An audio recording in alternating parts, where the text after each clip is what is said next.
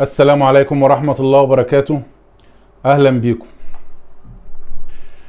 إن شاء الله النهاردة هنتكلم عن الأهلي، وهنتكلم على الهجوم اللي تهاجمه الشناوي من شوية بلاش، وهنتكلم إن شاء الله على الكلام اللي قالته شقيقة محمد صلاح. بسم الله الرحمن الرحيم. بعد إذنكم لايك وشير يا جماعة.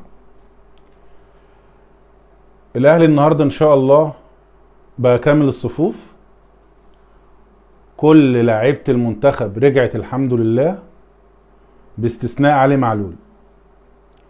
علي معلول طبعا للأسف يعني سافر سفر طويل 11 ساعة رايح و11 ساعة جاي، والمدرب ما نزلوش حتى دقيقتين في الماتش. حاجة مستفزة يعني. كان سابه للأهلي، كان سابه اتدرب في وسط اللعيبة كرة النهاردة تدريب النهاردة بدأ يحط ايده على العناصر اللي هتلعب ماتش سيمبا. ماتش سيمبا ان شاء الله يوم الجمعة يوم 20 اكتوبر الساعة 6 مساء في دار السلام في تنزانيا. كرة النهاردة اشاد بكل اللعيبة، وكل اللعيبة في التمرين ظهرت كويس، حتى موديست اللي احنا لسه ما شفناش منه حاجة اصلا بيقول لك عمل تدريب جامد جدا، بس احنا عايزينه ينتج في الملعب مش ينتج في التدريب بس، عايزينه يجيب اجوان كده وبيقول لك 70% ممكن يبدأ المباراة. يعني الناس كلها كانت بتقول كهربا اللي هيبدأ، قال لك 70% ممكن موديست اللي يبدأ المباراة. احنا واثقين في مارسيل كولر، ويبدأ باللي يبدأ بيه، المهم ينزل بتشكيل متوازن نقدر نكسب بيه المباراة بنتيجة ايجابية ان شاء الله، عشان نرتاح في ايه؟ في الماتش اللي هنا. لان المباراة دي البطولة دي فيها لعبكة كده من اولها، مش عارف ليه. يعني بطولة الدوري الافريقي دي اللي هو الاتحاد الدولي بتاع انفنتينو اللي حب يعملها في اوروبا ما نفعتش دي، فجاي يجرب في افريقيا. اي حاجة ما تنفعش في العالم تتجرب في افريقيا، حتى الدوري. يعني البطولة دي حب يعملها في اوروبا ما نفعتش، قال لك نجربها في افريقيا. ماشي جميل،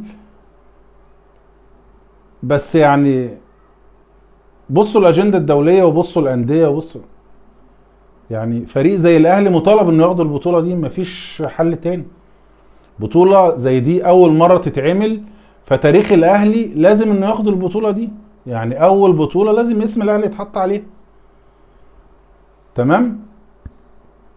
فان شاء الله ربنا يوفق الاهلي باذن الله وياخد البطولة. بس هي مش عارف، يعني ماتش الترجي حصل فيه كعبلة وتأجل يوم ونقلوا المباراة، وماتش الاهلي بينه وبين الاجندة الدولية 3 ايام، وبينه وبين الماتش اللي هنا 3 ايام. يعني هم يلعبوا يوم 20، هيجيب فريق سيمبا في الطيارة بتاعته وهو جاي، ويجوا يلعبوا هنا يوم 24. فالموضوع ده ضغوط جامد يا جماعة. اللعيبة دي لحم ودم مش ريبورت. ده ضغوط على لعيبة الاهلي، ضغوط جدا. وفريق زي فريق الاهلي بيخش اي بطولة مطالب انه ياخدها، مش بتاع التمثيل الشرفي. فان شاء الله ربنا يوفقه ويوفق مارسيل كولر، والروتيشن اللي بيعمله بقى انه نعدي السنة دي. أنا يعني نفسي نعدي السنة دي من غير اصابات ومن غير مشاكل في النادي الاهلي. هو النهارده حط ايده على التشكيل والحمد لله.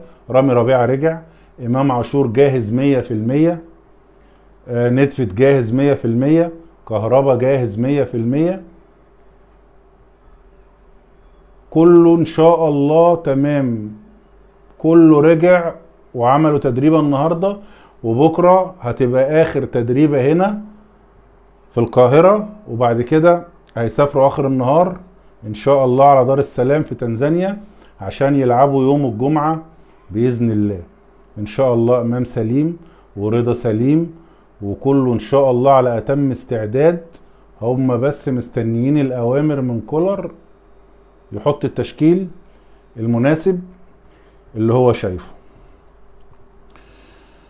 نروح بقى يا جماعة للناس اللي ايه، يعني انا من فترة رغم ان احنا امبارح في المنتخب ما كسبناش، بس عملنا مباراة انا حسيت فيها ان هيبة مصر في افريقيا رجعت في الماتش بتاع امبارح ده.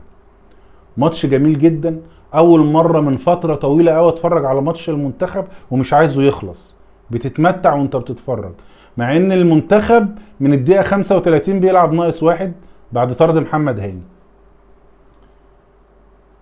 اللعيبه حماسها غطى على غياب محمد هاني، واحنا قلنا امبارح ان فيتوريا لو طلع مصطفى محمد بدل ما هو طلع زيزو كان الموضوع بقى احسن شويه. بس هي دي رؤيته، وعمل ماتش كويس، وان شاء الله الجاي احسن للمنتخب. بس يا جماعه يعني الناس طلعت، بعض الزملكاويه بل كل الزملكاويه اللي هم تعبانين من الاهلي ولاعيبته، حمدي فتحي في الماتش بتاع اللي احنا ما كناش راضيين عنده خالص بتاع مازيمبي ده ولا زامبيا ده، قعدوا يسكتوا ده جون فاول، ده جون مش عارف ايه. راح حمدي فتحي جاب في الجزائر جون، نفس الجون، وحاجه جميله جدا. اي حاجه من ناحيه الاهلي تلاقي الزملكاويه على السوشيال ميديا طالعين يعملوا اسقاط عليه. ليه يا جماعه؟ ده الشناوي كان بطل المباراه، يعني الشناوي كان بطل المباراه، طالعين يقولوا لك الشناوي هو السبب في تعادل مصر، معرفش يصد الكوره. طب قولوا لنا، طيب الشناوي احسن جون في افريقيا، شئنا ام ابينا احسن جون في افريقيا الشناوي، عشان بس ما نقعدش نهري كتير. كنتوا عايزين فيتوريا يوقف مين؟ صبحي خرم ولا يوقف مين؟ هات لي جون كده في مصر عليه العين يقف جول لمصر. هي الباقي كله هو الشناوي، الباقي كله سناده كده، وربنا يحميه. عشان الكلام لما بيكتر كده بيحصل اصابات ومشاكل. فالناس اللي طالعه تهاجم في الشناوي عماله على بطال، اقول لهم اهدوا يا جماعه، اهدوا، ده المنتخب مش الاهلي، بس هو عشان الشناوي جون الاهلي فتحس ان في حرقان بزياده شويه. ماشي، شوفوا لكم حاجه للالتهابات يا جماعه، وملكوش دعوه بالشناوي، وركزوا مع المنتخب اللي بدأ شكله يبقى حلو وبيقدم كرة حلوه. شفتوا المدرب بتاع الجزائر جمال بن ماضي ده، اسمه جمال بن ماضي، شفتوا الواد وهو طالع تقريبا كان بيتكلم من اتغاره بتاع، راح ماسكه عامله ازاي؟ مدرب قوي ومدرب عصبي. لا مدرب قوي على اللعيبه، مش قصدي انه شده يعني، لا هو قوي على اللعيبه، شايف ان ده مقصر راح مطلعه. فهو اي منتخب عايز مدرب قوي. شفتوا الكابتن حسن شحاته ربنا يديله الصحه لما غير ميدو في بطوله افريقيا، ميدو خرابات، وقعد يهلوس بقى وكل مره انا وقعد يهتهت كده. قال له اطلع يا حبيبي اطلع عشان في تغيير، وطالع عايز يتخانق معاه بره. شوف يقوم ربنا ينصره وينزل عمرو زكي يروح حاطط جون الفوز. وشرحه شيكابالا مره برضه راح مطلعه في الواقعه الشهيره اللي شيكابالا شتم فيها الكابتن حسن شحاته. فيا جماعه المدير الفني هو اللي شايف فيتوريا عشان ما كانش يخش فينا جون كده امبارح، هو غلط، كان لازم يخرج محمد صلاح. خلاص الماتش فاضل 7-8 دقايق ولا 10 دقايق، حطوهم وقت ضايع، اطلع يا صلاح الله يعينك انت عملت اللي عليك وزياده، ونزل حد في النص ولا بتاع، امن الملعب. لكن بص الجون، كرة اترفعت في ال6 ياردة وجايبين لعيبه على الشناوي. ما علينا يا جماعه، هو احنا عارفين الناس اللي بتتكلم دي هدفها ايه. ربنا يوفق المنتخب ان شاء الله في شهر يناير في بطولة افريقيا. طلع علينا بقى كده يعني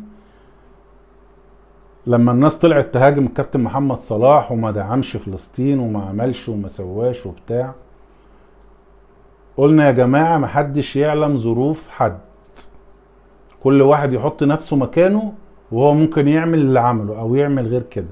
وبعدين محمد صلاح ليه مش هيدعم فلسطين؟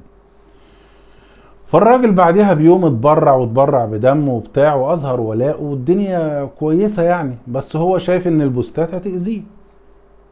طلعت عينة شقيقته امبارح عملت بوست تقول لك هو الدعم مش بالكلام يا شوية ناس فاضيين، الدعم بحاجات تنفعهم، ان هو يعني اتبرع بفلوس يعني وبتاع. انا عايز اقول لها بس كلمتين. الناس الفاضية دي هي اللي كانت بتدعم الكابتن محمد صلاح بالليل وبالنهار وفي الفجر. الناس بعد ما كانتش بتروح الشغل وتقعد تتفرج على ماتش محمد صلاح وتدعم محمد صلاح. بيكي او من غيرك الناس هتدعم محمد صلاح، لان محمد صلاح ده مصري ماشي. بس انت البوست اللي انت بتطلعيه ده اول المتضررين منه محمد صلاح. فانت يا ريت ما تكرريش الموضوع ده تاني، ويا ريت كل اللي سمع البوست ما يردش عليها، لان ده يعني كل اللي هيتقال والهري اللي هيتهري ضد محمد صلاح. احنا بندعم محمد صلاح ونفسنا يبقى احسن لاعب في العالم. ها اولا لو بقى احسن لاعب في العالم مش هناخد منه حاجه، لو بقى احسن لاعب في افريقيا مش هناخد منه حاجه، لو بقى احسن حاجه في الدنيا مش هناخد منه حاجه. احنا هنبقى فخورين بيه ان الراجل ده مصري. وشكرا يا جماعه، وبعد اذنكم لايك وشير، واللي ما اشتركش في القناه يشترك ويفعل زر الجرس. بعد اذنكم يا جماعه اللي مشترك في القناه يلغي الاشتراك ويشترك من تاني عشان الاشعارات ما بتوصلش للناس. شكرا، سلام عليكم.